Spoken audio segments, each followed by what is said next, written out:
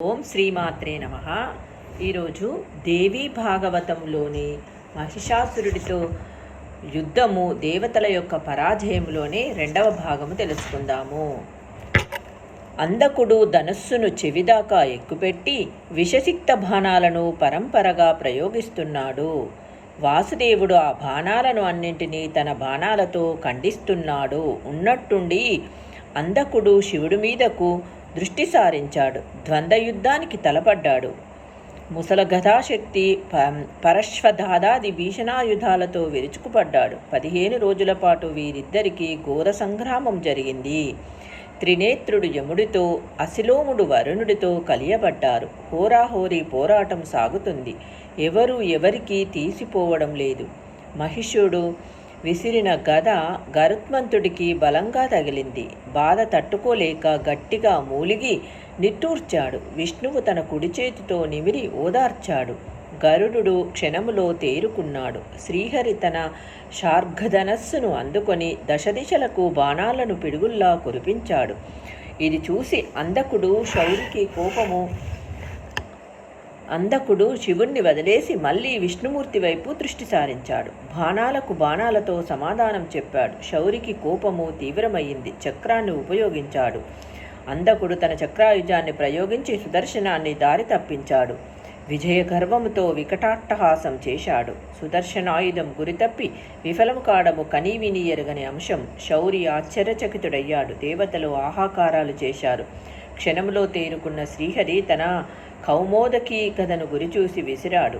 అది సరాసరి వెళ్ళి వాడి తలకు ఢీకొంది. కళ్ళు బైర్లు కమ్మాయి. రథం నుంచి నేలకు దొర్లిపడ్డాడు. మహిషాసురుడికి మతిపోయింది. పిచ్చి కోపంతో వెర్రికేక వేశాడు. రంకెలు వేస్తూ రమానాథుడి వైపు దూసుకువచ్చాడు. శ్రీహరి విషిక వృష్టి కురిపించాడు. కాని వాడు చెక్కు చెదరలేదు. దున్నపోతు మీద జడివాన అన్నట్టు అయింది. ఈసారి విష్ణుమూర్తి కౌమోదికితో వాడి శిరస్సు మీద బలంగా మోదాడు. వాడు స్పృహ కోల్పోయాడు. దేవతలు కేరింతలు కొట్టారు. దైత్యులు ఆహాకారాలు చేశారు. కాని మరుక్షణంలోనే మహిషుడు తేరుకున్నాడు.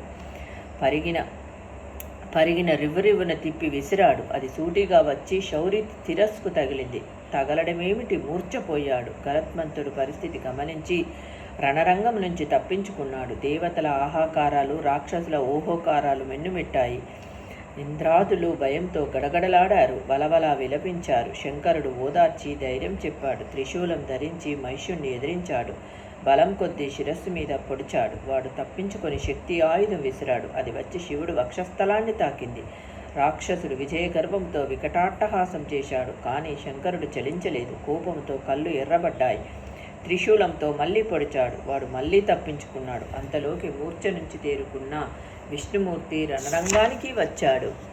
హరిహరులనిద్దరినీ చూడటంతో మహిషాసురుడికి యుద్ధోత్సాహము ఉరకలు వేసింది. తన మహిషారూపాన్ని ధరించాడు. తోక జోడించాడు. దిక్కులు పగిలేటట్టు, దేవతలు భయపడేటట్టు భైరవనాదం చేశాడు. ప్రళయకాల మేఘంలా నల్లని రూపంతో ఆ మహాకాయుడు కొమ్ములు విసురుతూ పర్వతాలను పెళ్లగిస్తూ హరిహరుల మీదికి లంఘించాడు. విష్ణుమూర్తి ధనస్సును మండలాకారంగా ఎక్కుపెట్టి బాణ పరంపర కురిపించాడు. అవి అతడిని ఏమీ చెయ్యలేకపోయాయి. ఓ గిరిశిఖరాన్ని పగలగొట్టి తోకతో మెలిపెట్టి రివ్వున విసిరాడు. అది గిరగిరా తిరుగుతూ హరిహరులపైకు దూసుకువచ్చింది. విష్ణుమూర్తి ఒక్కసారిగా లక్షల సంఖ్యలో తీవ్ర శరాలు ప్రయోగించి దాన్ని తుత్తునియలు చేశాడు. ఏమాత్రం వ్యవధి ఇవ్వకుండా సుదర్శన చక్రాన్ని ప్రయోగించాడు. అది సరాసరి వెళ్ళి మహిషాసురుడిని కొమ్ముల మధ్య తాకింది. వాడు మూర్ఛపోయాడు. కానీ అంతలోనే తేరుకున్నాడు. మానవరూపం ధరించి లేచి నిలబడ్డాడు. కొత్తగా పర్వతం ఏదో భూమిని చీల్చుకొని లేచింది అన్నట్టు అనిపించింది. చేతిలో ఒక మహాగద ఉంది. కారు మేఘంలా గర్జించాడు. దీనికి దీటుగా శ్రీహరి తన పాంచజన్యం పూరించాడు. ఆ ధ్వనికి రాక్షసులందరూ గడగడలాడారు. ఋషులు, దేవతలు సంతోషించారు.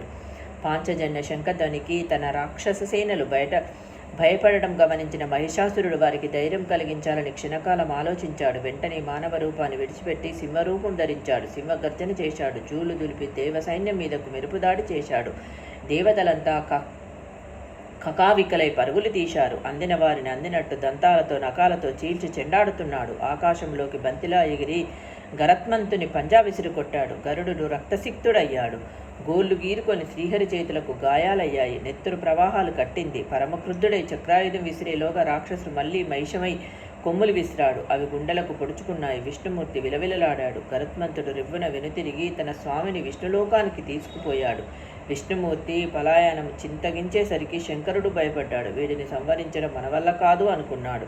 త్రిశూలం భుజాన వేసుకొని కైలాసం చేరుకున్నాడు. బ్రహ్మదేవుడు హంసను తోలుకుంటూ తన లోకానికి వెళ్ళిపోయాడు. ఇంద్రుడొక్కడు వజ్రాయుధం చేతబుచ్చుకొని రణరంగంలో నిలబడ్డాడు. వరుణుడు పాశహస్తుడై, యముడు దండాధరుడై, యక్షపావక సూర్య చంద్రాదులతో కలిసి నిలబడ్డారు. రాక్షసుని ఎదిరించాలనే దృఢ సంకల్పంతో నిలబడ్డారు. కానీ త్రిమూర్తులు పారిపోవడం రాక్షస సేనలకు ఉత్సాహాన్ని అందించింది. వివిధ ఆయుధాలతో వికటాట్టహాసాలతో విజృంభించారు. అయితే అమర సైనికులు ధీటుగా నిలిచి పోరాటం సాగించారు. ధనుష్ఠాంకారాలు, ముష్టిఘాతాలు, ఖడ్గప్రహారాలు, గజఘీంకారాలు దిక్కులు పిక్కటిల్లాయి. మహిషాసురుడు విజయమో వీరస్వర్గమో అన్నట్టు చెలరేగిపోయాడు. కొమ్ములతో పర్వత శిఖరాలు విరిచి దేవతల మీద పడేటట్లు కాళ్లతో తన్నుతున్నాడు. తోకను రిక్కించి విష్ణు చక్రములా తిప్పుతుంటే వందలు వేలుగా దేవతల శరీరాలు చీలుకుపోతున్నాయి. కాలి డిక్కలతో ఎంతమందిని మట్టగిస్తున్నాడో లెక్కలేదు. దేవగంధర్వ వీరులు భయభ్రాంతులై కాలికి బుద్ధి చెబుతున్నారు. ఎటువారు అటే పారిపోతున్నారు. దేవేంద్రుడు కూడా ఇక వీడిని ఎదిరించడం నా వల్ల కాదు అనుకున్నాడు. రణరంగం విడిచిపెట్టి పలాయనం చిత్తగించాడు.